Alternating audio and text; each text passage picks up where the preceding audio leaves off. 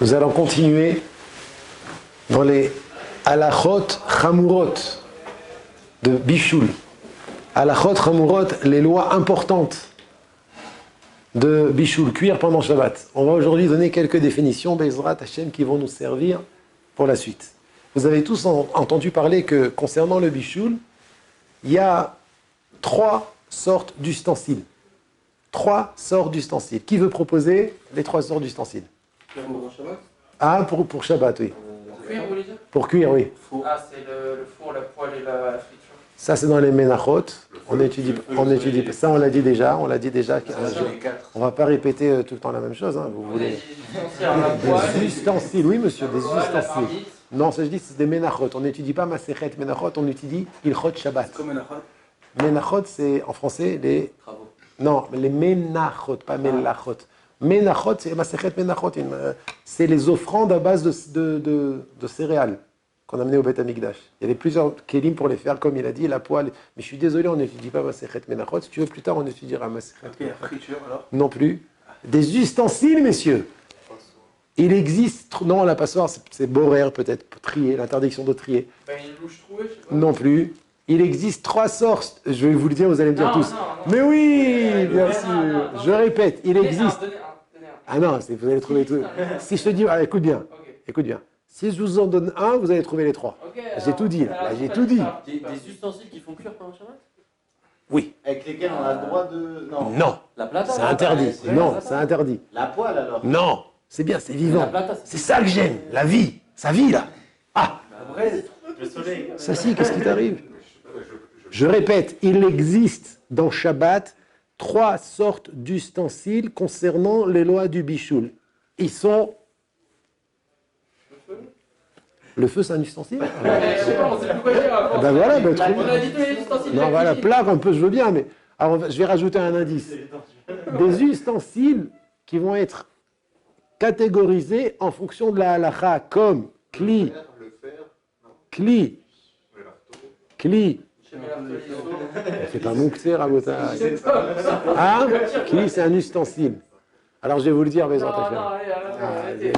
Ça, c'est un... Non, non, attendez, c'est plus intéressant. On revient demain. Non. Attendez. Alors, je vais vous dire la différence entre ces kélim. C'est qu'il y en a un qui cuit, un, des fois il cuit, des fois il cuit pas, et l'autre, il cuit pas du tout. J'ai tout dit, là. Mais non. Ah, un frigidaire, ça cuit. Non, mais le chidouche... Il y en a un qui bat du- Oui, mais il cuit pas du tout, bien que c'est chaud. C'est ça le chidouche. J'ai pas besoin de te dire qu'un frigidaire, il cuit pas. Koum, non, non, non. Alors, Rabotai, c'est un terme qu'on utilise dans la loi, dans la halakha. C'est pas un terme qu'on utilise dans la cuisine. Un Kelly. C'est l'eau. Kelly. Kelly. Kelly Richel, Kelly. Oh, voilà. Khazar. Kelly Rishon. Il est... Vous m'entendez, Rabotai? Kelly... Pardon? Alors, Kelly Rishon. 3 ustensiles concernant... Et on en a grave besoin. Comme ça, vous allez vous repérer sur vos tables, Shabbat, Bezrat Hashem, dans vos cuisines. Kelly Rishon. Kelly en français. Kelly numéro 1. Kelly premier. Kelly Sheni. Kelly deuxième. Et Kelly Shlishi. Kelly Rishon, il est toujours... Mais je vais expliquer c'est quoi. Kelly Rishon, il est tout le temps mévachel tant qu'il est à une température de Yad Soledet Bo. Yad Soledet Bo, ça veut dire que si tu mets ta main dedans, tu retires ta main tellement que c'est chaud. Les Khumra, on est poskim 40 degrés Celsius. Kli Rishon est tout le temps mévachel quand vous mettez quelque chose dedans qui n'est pas mévouchal, bien sûr, quelque chose qui n'a pas été cuit. Par exemple, vous mettez dedans une carotte dans un Kli Rishon, ou bien un haricot cru. Ou bien, il faut que ce soit cru. Il faut que ce soit cru. Kli Sheni, des fois il est mévachel, des fois il n'est pas mévachel. C'est quoi Kli Sheni? On va expliquer. Et Kli Shlishi, il n'est jamais mévachel. Bien qu'il est chaud. Donc c'est pas comme un frigidaire. Comment on peut dire, je sais pas, on m'a dit tous les ustensiles. Ustensiles, c'est quoi? C'est des poêles. C'est pour ça que oui, c'est pour ça que j'ai rajouté au niveau de la halakha. Je n'ai pas voulu parler des formes. Hein? Aluminium. Non, non, non. Alors je vais expliquer ça. Je vais expliquer. Voilà, j'y vais maintenant. Je commence. Qu'est-ce qu'un Kli Rishon? Par exemple, je vais expliquer. Je vais donner une définition précise. Bezrat Hashem. Kli Rishon, donc le Kli qui est tout le temps mévachel, qui a le pouvoir de cuire tout aliment qu'on met dedans, c'est un ustensile qui était sur le feu. Et bien qu'on l'a sorti, une marmite, et bien qu'on l'a sorti du feu, tant qu'il est à une température de Yad Soledet, c'est combien Yad Soledet? 40 degrés. Oh, c'est bon, vous êtes là, ça fait plaisir. Qu'est-ce que ça veut dire Yad Soledet, Binyamin? Yad Soledet, c'est que si je mets ma main dedans, Soled, c'est se retirer. Soled, c'est se retirer. L'islod, c'est se retirer. Je retire ma main à cause que, vu sa chaleur. Donc, je reprends la définition. Keli Rishon, c'est un ustensile qui était sur le feu. Et il est mévachel, il a le pouvoir de cuire ce qu'on met dedans, si ce n'est pas mévouchal, si ce n'est pas cuit, un aliment qui n'est pas cuit, tant qu'il est chaud à une température de Yad Soledet. Ça veut dire, même si vous l'avez sorti du feu et vous l'avez mis sur la table, tant que c'est encore chaud, il sera interdit minatora de mettre dedans un aliment qui n'est pas mévouchal. Ça va? Ça, c'est Kli Rishon. Donc, la définition Kli Rishon, c'est une marmite qui était sur le feu, qu'elle soit faite en aluminium. Oui, non, mais là, j'ai rajouté un élément important, sur le feu. Maintenant, deuxième chidouche concernant Kli Rishon. Quelle que soit la manière qu'il était au contact du feu, il s'appelle Kli Rishon. Et donc, que le feu ait été dessous la marmite, comme on a l'habitude de cuire, ou que le feu soit dans la marmite, comme le mecham cheshmali, comme tu as dit, Sassi, un kumkum, le gouf, comment on dit? Gouf rimum, le corps de gouf rimum. Non, le gouf rimum, c'est la résistance, Ken. Donc le feu, la source de chaleur, elle est à l'intérieur. Ouais. Ou même qu'il n'est pas touché comme dans un four. Un four, comment on dit microgale en français? Micro-ondes, Ken. Vous mettez une assiette dans le microgale avant Shabbat, vous la sortez, cette assiette, et qu'elle arrive à 40 degrés, cette assiette, elle est indigne de Kli Rishon. Donc, définition de Kli Rishon, c'est un keli qui a chauffé au contact du feu, que le feu soit à l'intérieur, à l'extérieur dessous, que le feu soit autour comme dans un four. L'ustensile est indigne de Kli Rishon. Et qu'est-ce qu'il y a de spécial dans le Kli Rishon? C'est qu'il est tout mévachel tant qu'il est chaud à une température de 40 degrés. Ça, c'est pour Kli Rishon. Est-ce que quelqu'un a une question? C'est qu'avec du feu? Qu'avec du feu. On avait expliqué la semaine dernière qu'il y a une différence entre le feu et le soleil. Le feu, ça chauffe et ça donne au bichoul un bichoul d'Eoraïta, d'ordre de Torah, alors que quelque chose qui a été chauffé au soleil, c'est des Rabbanan. Pourtant, le micro-ondes, c'est pas du feu. Excellente question. Le Rav Moshe Feinstein, il pose la question, magnifique. Alors, j'ai pas voulu rentrer dans cette considération, parce que de toute manière, ça assourd.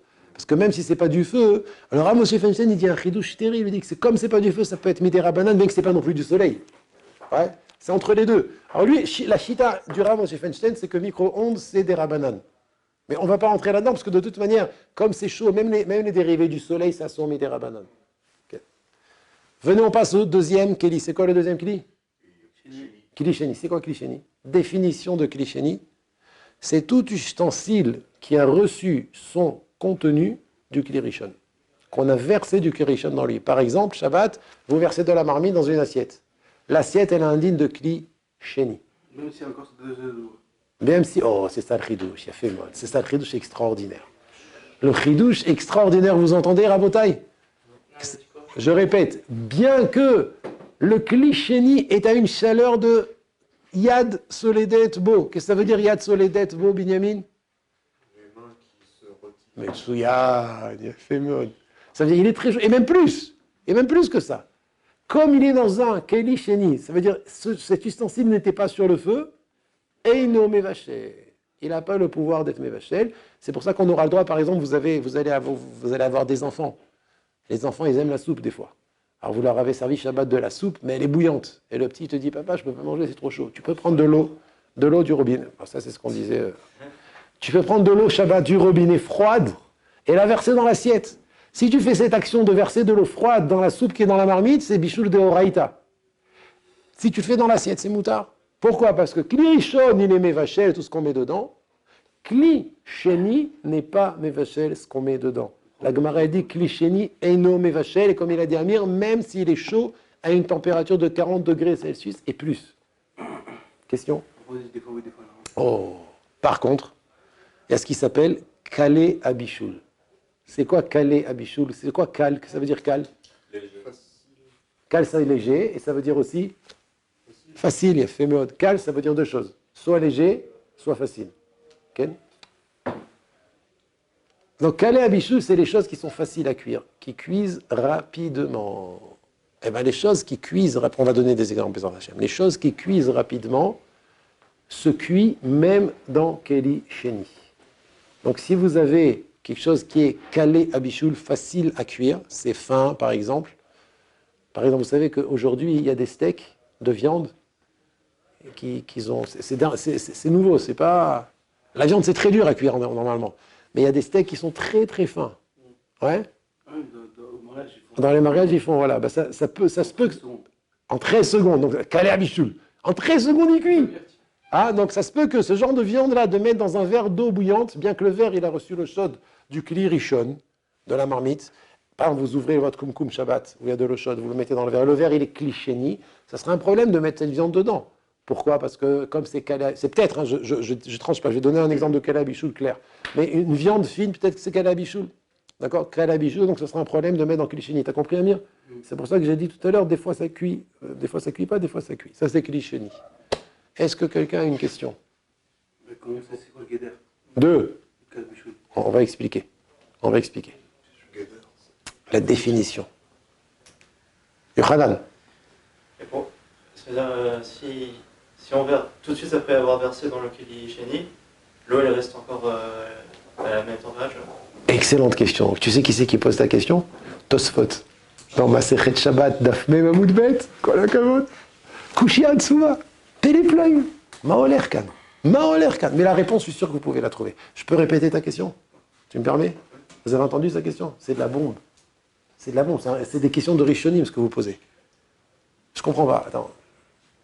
Une marmite sur le feu, tu la sors du feu, tu me dis que même quand tu l'as sortie du feu, tant que Yad Soledet Bo, 40 degrés et plus, c'est mes vachelles. J'ai pas le droit de mettre quelque chose dedans qui est cru. Après, tu me dis, mais si de cette marmite, tu transvases dans un verre, par exemple, bien que ça a la même température, c'est pas mes vachelles. C'est la même température. Pourquoi dans Klirishon, c'est mes vachelles et dans Klirishon, c'est pas mes vachelles? C'est la question qu'a posée Rabbi Yochanan Shilita. 1000 ans après Tosfot. Tosfot a posé cette question à 1000 ans, Bezrat Hashem. Quelqu'un veut proposer une réponse? La réponse, elle est magnifique. Soit parce qu'entre-temps, de là à là, ça refroidit, du coup, c'est plus austère comme bichoul, soit les parois. Ouais, t'es une bombe, toi.